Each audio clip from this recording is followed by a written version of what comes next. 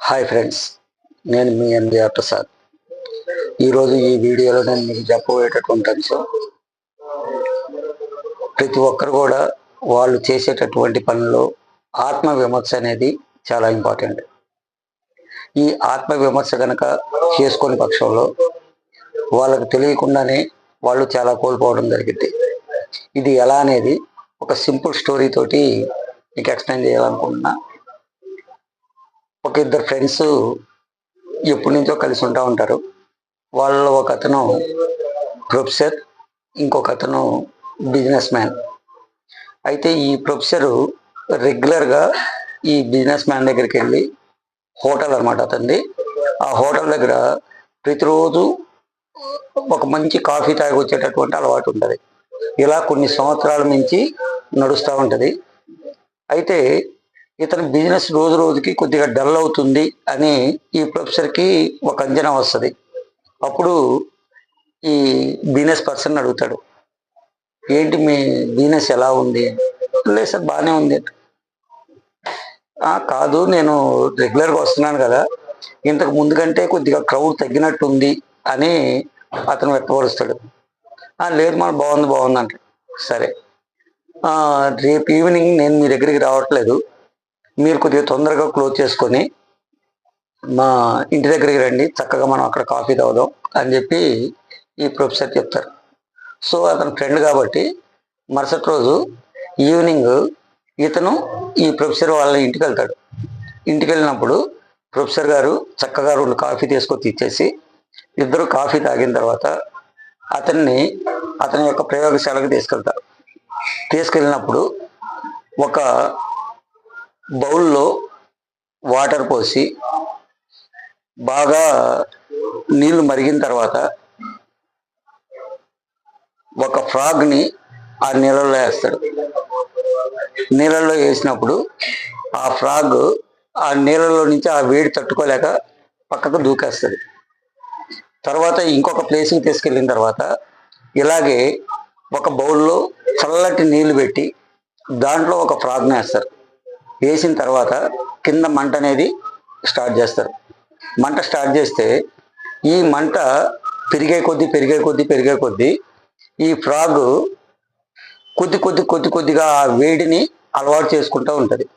ఇలా ఒక స్టేజ్ దాటిన తర్వాత ఆటోమేటిక్గా ఆ ఫ్రాగ్ అనేది ఈ వేడి నీళ్ళల్లో చనిపోవడం జరిగింది. అప్పుడు ఈ ప్రొఫెసర్ ఈ బిజినెస్ మ్యాన్ అడుగుతాడు, ఇందాక మీరు అక్కడ వేడి నీళ్ళల్లో ఫ్రాగ్ నేస్తే దూకేయటం చూశారు, ఇక్కడ వచ్చేటప్పటికి చల్లటి నీళ్ళలో ఉన్నటువంటి ఫ్రాగ్ని ఇక్కడ చనిపోవడం చూశారు, దీనిలో నీకేం అర్థమైంది అని అడుగుతాడు. అనవసరంగా నువ్వు ఒక ఫ్రాగ్ను చంపావు అంటాడు. అంతేగాని అంతకుముందు మీకేం అర్థం కాలేదా అంట. ఏముంది దీంట్లో అర్థం చేసుకునేదానికంటే, అప్పుడు ఆ ప్రొఫెసర్ చెప్తున్నాడు, జనరల్గా మనకు బిజినెస్లో ఏదైనా లాస్ వచ్చినప్పుడు, అంటే బిజినెస్ తగ్గుతున్నప్పుడు దాన్ని కనుక మనం చేంజెస్ చేసుకోకపోతే జరిగేటటువంటి నష్టం ఎలా ఉంటుందంటే, ఈ వేడి నీళ్ళలో ఫ్రాగ్ని వేసినప్పుడు అది ఆ వేడిని తట్టుకోలేక దూకింది అంటే ఆటోమేటిక్గా దాంట్లో ఉన్నటువంటి ఇబ్బందుల్ని అది ఇమీడియట్లీగా గ్రహించి దూకేసింది అని దానికి అర్థం. అలాగే ఇంకొక మనం బౌల్లో చూస్తే చల్లటి నీళ్ళు, అంటే మనం చేసేటటువంటి వ్యాపారం ఒక లెవెల్లో ఉంది, అప్పుడు మనం ఈ బౌల్లో ఈ ఫ్రాగ్ని వేసినట్టు లెక్క. అయితే మనకి బిజినెస్లో అనుకొని ఇబ్బందులు జరుగుతూ ఉన్నప్పుడు మనం గనక గ్రహించకపోతే ఆ ఫ్రాగ్ ఎలా అయితే దీన్ని కొద్దిగా అలవాటు చేసుకొని ఒకనొక టైంలో ఆ వేడి తట్టుకోలేక చనిపోయింది. అలాగే ఈ బిజినెస్లో కూడా లాస్ జరుగుతున్నప్పటికీ కూడా ఇంకా వస్తుంది అని చెప్పి దాన్ని అలా అలవాటు చేసుకొని దాన్ని కనుక మనం కంట్రోల్ చేసుకోలేకపోతే దాని పరిస్థితి లాగానే ఈ వ్యాపారి యొక్క పరిస్థితి కూడా మారింది. కాబట్టి మనం ఎప్పటికప్పుడు మనం చేసేటటువంటి వ్యాపారంలో మనం ఏ స్టేజ్లో ఉన్నాం, దీంట్లో మనకు ఉన్నటువంటి మెలకువలు ఏంటి, దీంట్లో ఒకవేళ మనకి ఏదైనా ఇబ్బందికరమైనటువంటి పరిస్థితులు ఉంటే దాన్ని ఎలా రెక్టిఫై చేసుకోవాలనేది చూడాలి తప్ప ఇంకా ఏదో జరిగింది అని చెప్పి కనుక మనం టైం కనుక ప్రొలాంగ్ చేసుకుంటూ వెళ్తే ఒకనొక స్టేజ్కి వచ్చేటప్పటికి దాన్ని మనం కంట్రోల్ చేయటం కూడా సాధ్యపడదు. అప్పుడు అక్కడ ఫ్రాగ్ను మనం ఎలా చూసామో ఇక్కడ ఈ వ్యాపార పరిస్థితి కూడా అలాగే అవుతుంది. కాబట్టి నేను మీ దగ్గరికి రెగ్యులర్గా వస్తున్నప్పుడు ఇంతకు ముందు ఉన్నటువంటి క్రౌడ్ అనేది జరగట్లేదు. కాబట్టి ఈ బిజినెస్లో ఎక్కడో కొద్దిగా లోపం జరుగుతుంది అనేది నా మైండ్కి వచ్చింది. అందుకే మీకు ఒక చిన్న ఎగ్జాంపుల్ చూపించాను.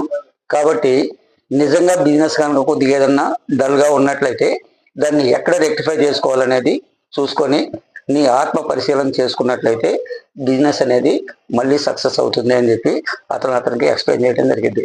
అప్పుడు అతను జరిగినటువంటి పొరపాటు ఎక్కడ జరిగిందో మొత్తం చూసుకొని దాన్ని రెక్టిఫై చేసుకోవడం ద్వారా వితిన్ 6 monthsలో మళ్ళీ అతను పాత స్థాయికి రావడం జరిగింది. కాబట్టి ఫ్రెండ్స్, ప్రతి ఒక్కరు కూడా ఆత్మ విమర్శ అనేది చాలా చాలా ఇంపార్టెంట్.